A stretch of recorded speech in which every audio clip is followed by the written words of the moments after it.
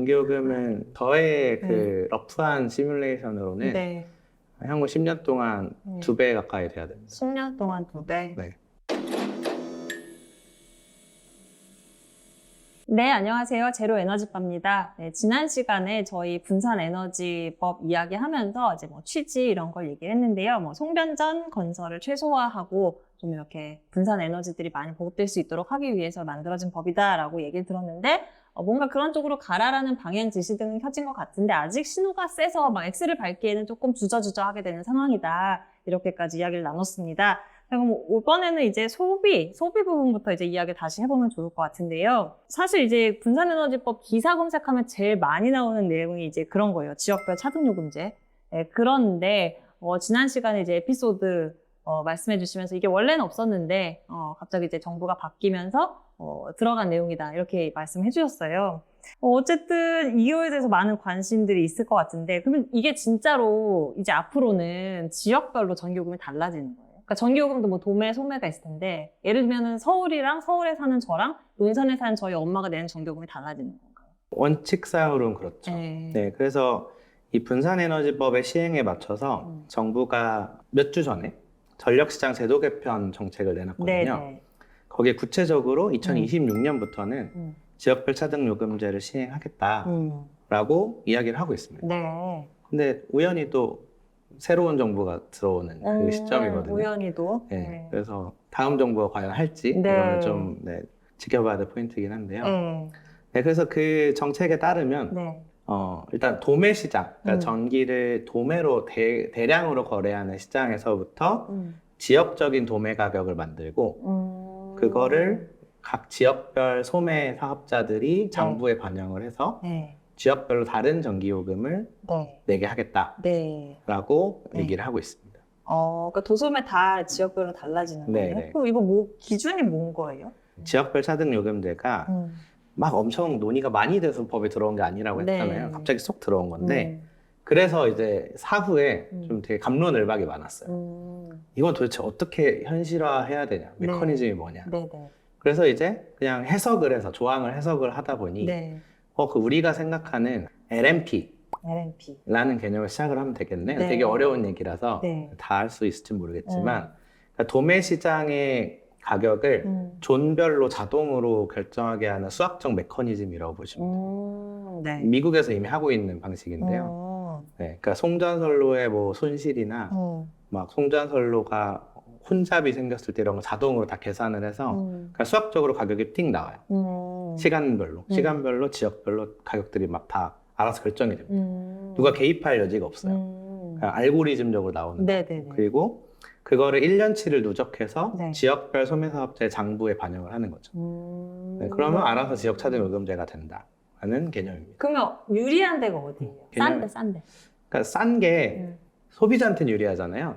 근데 재생에너지 사업자는 손해보는 거예요. 어쨌든 소비자 입장에서 싼데. 소비자 입장에서는 이제 호남 지역이 제일 유리할 거고요. 발전소가 많은데 부산 지역도 좀 떨어질 수 있고 가격이. 부산에 원전이 많아서 부산 북부. 근데 이게 분산에너지법이잖아요. 그거 관계없이 그냥 무조건 전력 자동. 그러니까 분산 에너지를 촉진하기 위해 필요한 제도인 거지. 이 제도의 이 지역별 차등 요금제의 대상 범위가 한정된 건 아니에요. 그건 전방위적이고 그래서 굉장히 파괴력이 있는 내용이죠. 그래서 서울은 제 계산에 따르면은 한 50% 이상 비싸질 거고. 서울이요? 지금 가격에. 엄청 비싸지네. 50% 오르면은 그렇죠. 표 다 떨어지네. 그래서 제가 2026년에 시행한다고 다음 정부가 출범을 하면서 혹은 대선 과정에서 이 이슈를 어떻게 다룰까 이런 고민이 있어요. 그럼 일단은 도매부터 건드리고 소매는 나중에 뭐 이렇게 할 수도 있지 않을까요? 그렇죠. 그렇게 해서 그 시점에 맞춘다는 건데 제가 만약에 다음 정부의 대선 캠프라면 그 관계자라면 최대한 이번 정부 안에 하게 만들 것 같아요. 다음번에 굉장한 정치적 부담이거든요. 특히 수도권 지역이 뭐 표가 어마어마하잖아요. 거기에 이렇게 갑자기 임팩트가 온다? 어떻게 연착륙을 시켜야 될까? 이번 정부가 27년 바뀌는 거 아니에요? 그러니까 이게 그 대선 시즌인 거죠. 아, 26년 선거 앞두고? 보통 26년 시행이라고 하면 27년, 28년 시행이 된단 말이죠. 그게 유예가 되고 막 하면서 그러면 딱 그 기간에 겹친단 말이죠. 그 대선 캠페인 과정. 경기도는 어때요? 경기도에 이제 뭐 들어올 것들이 많잖아요. 산업단지도 많이 들어가고 그렇죠. 하는데. 그들한테는 직접적인 타격이 될 수 있고. 경기도도 불리한 거예요? 비싸진 경기도랑 거예요? 서울은 거의 한 몸이에요. 아. 경기, 서울, 인천. 아. 전기적으로. 그러면 제일 이제 임팩트가 세게 받는 데가 지금 건설하려고 하고 있는 용인 반도체 클러스터. 그렇죠. 그다음에 뭐 배터리 공장들. 다 수도권, 그러니까 그쵸. 청주 위거든요. 천안, 청주, 용인 요 벨트인데 네. 거기 이북으로 들어오는 데는 다 영향을 받습니다. 이게 그런 효과도 노린 거 아니겠어요? 그 지역 균등화 발전 그렇죠. 이런 거. 그거를 염두에 둔 건데 에너지 쪽에서 바라보는 지역 균등 발전이 꼭 산업계가 원하는 건 아니거든요. 네, 산업계는 안 내려오고 싶어 하니까. 네. 그렇죠. 일단은 사람 구하기도 어려워질 거고. 그렇죠. 네네. 그러면 어떻게 보세요? 이거 타당하다고 보세요? 이 정책이? 저는 에너지를 전공하는 사람이니까 네. 이론적으로 맞다고 생각하는데 맞다. 문제는 산업체들이 전기요금만 가지고 자기 입지를 정하지 않거든요. 네. 데이터 센터조차도 더 많은 걸 고려한단 말이죠. 그리고 삼성전자도 전기요금만 가지고 용인에다 할 거라는 계획을 세우진 않았을 거란 말이죠. 전기요금이 오른다고. 근데 그때는 아직 그런 고려가 반영이 안 됐던 거 아닐까요? 네, 근데 그렇다고 할지라도 그거 가지고 전체 의사결정을 뒤집을 수 있을까? 네, 그러면 부담만 더 가는 구조가 되는 거죠. 어떻게든 회피하려고 막 수를 만들어내지 않을까 이런 생각이 좀 들고요. 네. 네. 오히려 사실은 그래서 전기요금이 그렇게 차등화되기 전에 재생에너지들이랑 PPA 계약을 맺어서 요금을 해칭해 놓으면 롱텀으로 묶어버리면 그들이 조금 여유가 생기거든요. 그런 전략을 취할 수도 있을 것 같고 네, 되게 많은 그 장면들이 연출이 될 것 같습니다. 이게 딱 바뀌면. 그렇게 된다면 어쨌든 뭐 재생에너지 보급이나 하는 결과적으로는 그런 효과가 있을 수 있는데 지역 균등화에는 또 크게 도움이 안 될 수도 있겠네요. 지역 균등화를 하려면 실제로 산업체가 호남으로 그쵸, 내려와야 경북으로 가고 반대로 재생에너지는 수도권으로 와야 되는데 그게 얼만큼 유의미하게 이 스레스홀드를 넘어갈 거냐 그걸 결정하는 게 사실 저는 재정 투입의 여부라고 봐요. 이것도 네. 얼만큼 그러니까 돈을 100억 주면 효과가 0일 수도 있고요. 네. 500억 줘도 0일 수도 있는데 네. 갑자기 5천억을 줬다? 그럼 갑자기 효과가 확 넘어갈 수 있는 거죠. 네. 저는 좀 생소한 용어가 있더라고요. 통합발전소. 통합발전소. 이거 뭐 대충 이제 설명을 보면 저는 그냥 스마트 그리드 뭐 이거를 생각했는데 또 여기 발전소라고 용어에 들어가니까 이게 좀 헷갈려요. 이게 네네. 뭔가요? 통합발전소. 일단 스마트 그리드는 진짜 최상위 개념이에요. 녹색 성장이랑 네. 비슷한 레벨의 그래요? 개념이에요. 그래서 이거는 그냥 진짜 담론의 개념이고 그냥 전력망을 스마트하게 만들자. 네. 그래요? 생태 문명 대전환 이런 거랑 비슷한 거예요. 그 다음에 이제 통합발전소를 설명을 해보면 이게 영어로는 버추얼 파워 플랜트라고 해요. 가상 발전소. 근데 가상이라고 하니까 마치 현존하지 않는 시스템인 것 같아서 우리나라에서는 용어를 통합발전소로 쓰기로 합의를 했거든요. 이게 여기저기 분포해 있는 작은 분산에너지를 하나로 합쳐서 관리를 할 수 있는 체계를 만들자라는 개념에 가깝고요. 그거를 이제 관리한다는 거는 도매시장에 다 참여를 시켜서 얘네들이 입찰도 하고 예측을 잘못하면 페널티도 받고 잘하면 인센티브도 받고 그리고 실제 전통적인 발전들처럼 경쟁을 하면서 시장에서 관리를 받을 수 있도록 하자. 왜냐면 지금까지 재생에너지들은 그냥 보급하면 끝이었거든요. 보급하면은 이제 그냥 인센티브 제도를 통해서 15년치 고정 가격으로 계약하고 뭐 이런 게 거의 전부였어요. 전력망을 운영하는 입장에서는 얘네들이 많아지면 많아질수록 너무 어려워지는 거예요. 그렇죠. 운영이. 예측하기도 어렵고. 네, 그래서 이거를 묶어주는 엔티티들을 새로 사업자를 만들고 얘네들이 전력시장이랑 커뮤니케이션 하도록 하자. 라는 개념을 구현을 한 게 통합발전소다. 그러면 이거는 누가 하는 거예요? 민간이 민간이 하는 거예요? 합니다. 네. 근데 공기업도 자기가 통합발전소를 만들 수도 있고요. 그냥 사실은 통합발전소라는 게 하나의 그냥 비즈니스 모델이에요. 그러니까 지금 전력거래소가 있잖아요. 네. 그거의 민간 분산을 담당하는 민간 사업자인 거예요. 아니, 전력거래소는 네. 중립적인 엔티티로서 오퍼레이션을 하는 거고요. 네. 통합발전소는 하나의 발전 사업자랑 똑같은 겁니다.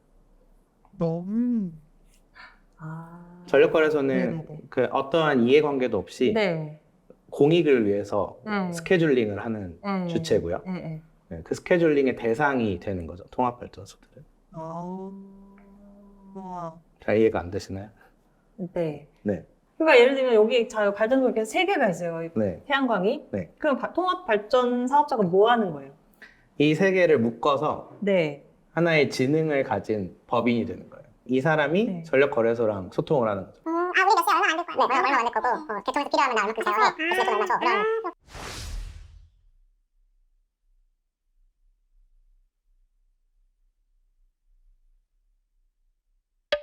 지금은 얘가 없는 태양광들은 네. 관리를 안 해요. 관리 안 해요? 네. 그럼 어떻게? 내비두는 거죠. 전기 만들면 그냥 그냥 사주고. 써주고. 태양광 발전소들의 네. 변동성, 네. 불확실성을 나머지 발전들이 다 대응을 해주고 있는 거죠. 태양광 발전 사업자 입장에서는 네. 지금 방식이 딱히 손해볼 건 없지 않아요? 그러면? 그렇죠. 그게 문제예요. 네. 되게 중요한 쟁점인데요. 네. 태양광 발전 사업 입장에서는 과거의 방식이 훨씬 편해요. 네. 네. 그러니까 통합발전소라는 개념이 들어와서 괜히 이 사업자랑 또 계약을 하고 그쵸. 뭐 수익이 맨날 바뀌고 이런 게 복잡한 거예요. 네네네. 네, 근데 더 이상은 이렇게 내버려 두면은 네. 사회적 비용이 너무 올라가니까 변동성 점진적으로 전환을 시켜 나가려는 거고 그래서 전환할 때 핵심은 통합발전소화 되면 돈을 더 벌 수 있게 해주면 되거든요. 이 사람도? 네, 이런 기존의 제도에서 적용받던 사람들이 돈을 더 벌게 해주면 돼요. 네, 현실에서 그렇게 잘 되진 않는데 네, 이게 핵심입니다. 네, 어떻게 돈을 더 벌게 해줄 수가 있어요? 그럼 예를 들어 도매 시장에 참여하면은 인센티브를 더 준다든지 네, 프리미엄을 더 붙여준다든지 근데 결국 이것도 재정 투입이 들어가요. 그러네요. 네. 전기요금 되게 많이 올라야겠어요, 이거 다 하려면. 전기요금은 저의 그 러프한 시뮬레이션으로는 네. 향후 10년 동안 2배 가까이 돼야 됩니다. 10년 동안 2배? 네. 2배만 오르면 감당할 수 있을 것 같아요, 가게. 그 정도면 저는 저소득층 빼고 그냥 중산층이 하는. 그렇죠. 이게 그 선택적으로 네. 어디를 올려야 되냐의 문제긴 한데 2배 정도 오르면은 웬만한 거는 할 수 있을 것 같아요. 왜냐면은 기술 개발에 따라 계속 비용이 또 떨어지는 부분도 있고요. 그다음에 재생에너지가 늘어날 수 있는 인프라를 잘 갖춰주면 화석연료를 그만큼 덜 쓰잖아요. 그렇죠. 그러면 해외에서 수입하는 비용이 줄어드니까 또 그만큼의 요금 인상 요인은 제거할 수 있거든요. 그런 식으로 점진적으로 대응을 하면 2배보다도 낮은 수준으로도 수준으로? 맞출 수 있을 거라고 봐요. 그래요. 네, 이거 그냥 하는 얘기는 아니고 다 계산을 통해서. 예전에 무슨 이거 분산에너지 관련해서 무슨 토론회에서 누가 막 이제 패널들 나와서 얘기하는 것 중에 우리가 거기서 경쟁력을 가지면 이게 조 단위의 막 수출 기회를 만들 수 있다. 그래서 빨리 서툴러서 해야 된다. 막 이렇게 누가 말씀하시는 걸 제가 봤거든요. 네. 그러면은 이제 뭔가 이렇게 분산 에너지법 이후에 우리가 경쟁력을 가져갈 수 있는 산업이라고 하면 뭐가 있을까요? 결국에는 이런 통합발전소처럼 네. 그 흩어져 있는 분산 에너지를 IT 기술로 묶어내고 얘네가 굉장히 고도의 지능을 갖춘 플레이어로서 도매 시장에 들어가서 막 돈을 벌고 비딩하고 AI를 적용해서 돈을 벌고 이런 솔루션 사업들이 저는 꽤 전망이 있다고 보는데요. 이게 솔루션만 가지고 되는 게 아니라 하드웨어 기술이랑 연동이 돼야 되거든요. 근데 우리나라는 2개 다 잘하는 거의 몇 안 되는 나라예요. 그러니까 예를 들어 독일 같은 경우는 네. 하드웨어 기술은 되게 뛰어난데 IT 기술은 생각보다 그렇게 뛰어나진 않아요. 하드웨어 기술이라는 게 여기서 뭘 뭐 이렇게 말씀하세요? 배터리를 더 싸게 제조한다든지 네. 좋은 전기 기기를 만든다든지 변압기 이런 것들 다 필요하거든요. 통합발전 사업을 하려면. 근데 우리나라는 2개 다 잘하는 국가 중 하나예요. 네, 몇 안 되는. 좀 기회가 있을 수도 있겠다 생각을 해요. 엄청나게 예를 들면 우리가 유전 개발 안 해도 네. 할 수 있는 돈이에요? 그렇죠. 왜냐면 이 에너지 전환 시장은 당장 있는 시장이죠. 네네. 유전은 뭐 있을 수 있겠죠. 근데 그게 언제 시추가 될 거면 이걸로 언제 그걸 상용화해서 돈을 벌 건지는 아무도 모르잖아요. 물론 뭐 어떤 분은 아실 수도 있겠지만 네. 우리나라 입장에서 당장 눈앞에 보이는 시장에 들어가지 않는 거는 되게 좋은 기회를 낭비하는 거라고 보거든요. 기술력이 있고 네. 다만 우리한테 부족한 게 있어요. 뭐냐면 트랙 레코드가 없어요. 아, 그쵸. 안 해봤으니까. 그래서 우리나라 기업들이 뭘 하고 있냐면 호주에 가서 실증을 해요. 아, 호주의 전력회사, 조그만 전력회사를 네. M&A 해가지고 네. 거기서 실증을 해서 그 네. 트랙 레코드로 아. 미국에 들어가요. 그래요. 뭐 이런 식으로 사업을 지금 하고 계시고. 그 해외에서 실제로 이걸로 돈을 벌고 있는 우리 국내 기업들이 있어요? 네, 조금씩 이제 돈을 벌어가고 있는 중이고요. 그래요? 네, 그래도 뭐 H사, 그다음에 S사. 네. 네. S사는 되게 많죠. 근데 네. 그 많은 S사들이 다 들어가 있습니다. 그런 식으로 다 하고 있더라고요. 네. 이게 마지막 질문인데요. 이거는 이제 전기신문 윤대현 기자님이 이거 좀 물어봐 달라고 해주셔가지고 제가 여쭤보겠습니다. 이거 앞서서 조금씩 나왔던 질문인 것 같긴 한데요. 현대 전력수정 구조 아래서 이 분산법안으로 분산 에너지가 제대로 확산이 되겠냐 이런 질문이에요. 근데 이제 아까도 언뜻 말씀하셨지만 원래 법이라는 게 처음부터 완벽하게 만들어지기보다는 일단 개문발차하는 식으로 만들어 놓고서 이제 다듬어가는 게 이제 일반적이잖아요. 그런 차원에서 이제 앞으로 이 법이 어떻게 좀 추가 돼야 될 게 뭐가 있냐 이런 취지의 질문인 것 같은데. 사실 이런 질문을 되게 저한테 많이 해주시거든요. 네. 근데 미국에서의 법과 우리나라의 법이 좀 다른 거를 이해를 해야 돼요. 네. 그러니까 미국은 예를 들어 IRA 법이다라고 하면 거기에 법의 취지부터 어떻게 할 거고 인센티브는 어떻게 적용할 거고 이게 그 법 안에 다 있어요. 그러니까 거기는 그 법 하나면 문제를 다 풀어내는 거죠. 근데 우리나라는 예산은 따로, 세제 혜택은 다른 법에서 따로, 전기사업법이 또 따로 있고 원래 갖고 있던 시행령 고시들이 다 있기 때문에 이 법만으로 모든 문제를 해결하는 건 원리적으로도 불가능한 법 체계예요. 다만 체계가 없어서 못했던 것들을 분산법을 통해서 가능하게 만들었다 정도의 의의가 있는 것이고요. 그래서 분산법에 추가해서 여기에 재정 투입을 어떻게 할 거냐에 대한 고민, 그다음에 전력시장에서 아까 통합발전소가 되려면 인센티브를 어떻게 마련을 해야 될 거냐, 지역별 차등요금제는 실질적으로 어떻게 구현할 거냐, 이런 거는 사실은 분산법에서 결정되는 건 아니고요. 개별 그 공공기관들의 고시나 운영 규칙 레벨까지 다 가서 한 번에 다 바뀌는 게 아니라 점진적으로 조금씩 바뀌어나가는 체계다라고 보시면 될 것 같아요. 결국 재정 투입이 제일 중요한 것 같은데 네. 이거를 누가 총대면서 누가 이거를 끝까지 할지가 되게 그러니까 이게 결국에는 아까 말씀드렸듯이 우리나라엔 너무나 많은 사회적 어젠다가 있단 말이죠. 네. 에너지 하는 사람들, 기후하는 사람들이야 당연히 이게 제일 중요하지만 저출산 연구하시는 분들은 또 그게 제일 중요하다고 생각하실 거란 말이죠. 결국에는 사회적 어젠다의 우선순위로 올라가야 되는 거고 그걸 위해서는 굉장히 큰 정치적 동력이 필요하다고 생각을 해요. 지금은 그 정치적 동력이 강한 것 같진 않아요. 이게 강해지는 시즌이 오는데 그게 언제냐면 총선, 그다음에 지방선거, 그다음에 대선. 큰 정치적 이벤트가 있을 때마다 이 사회적 어젠다의 우선순위가 조정이 되거든요. 그래서 다음 정치적 이벤트 때 이런 것들이 기능을 하지 않을까 싶고 특히 분산법은 지방선거랑 굉장히 프렌들리한 주제거든요. 그쵸. 네, 그때가 다음번 기회이지 않을까 생각을 합니다. 네, 알겠습니다. 네, 오늘 나와주셔서 감사드립니다. 네, 혹시 네. 더 하시고 싶은 거 있으세요? 재미가 없었을 것 같아서 걱정입니다. 너무 이렇게 설명 위주의. 네, 교수님이시니까. 네. 오늘은 대표로 나온 거긴 하지만. 알겠습니다. 네, 감사합니다. 네, 감사합니다.